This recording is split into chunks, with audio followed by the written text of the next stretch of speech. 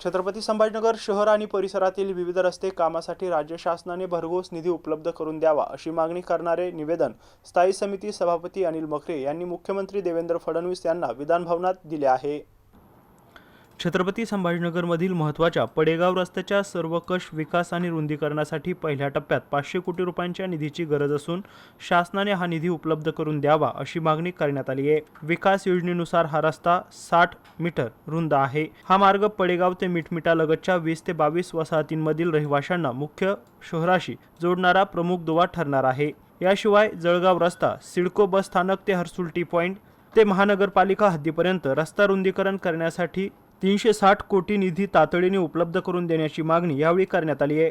पैठण रस्त्याच्या चक्रधर स्वामी चौक ते महानगरपालिका हद्द रस्त्यासाठी पहिल्या टप्प्यात 350 कोटींचा निधी आवश्यक आहे, तो उपलब्ध करून द्यावा अशी लेखी मागणी यावेळी करण्यात आली आहे। शहरातील वाहतूक कोंडी सोडवण्यासाठी आणि दळणवळणाला गती देण्यासाठी 60 मीटर रुंद जालना रस्त्याच्या सर्वकष विकास सुदृढीकरण आणि सुशोभीकरणासाठी पहिल्या टप्प्यात 300 कोटी रुपयांचा निधी उपलब्ध करून द्यावा अशी मागणी देखील स्थायी समिती सभापती अनिल मकरे यांनी मुख्यमंत्री देवेंद्र फडणवीस यांच्याकडे एका निवेदनाद्वारे केली आहे।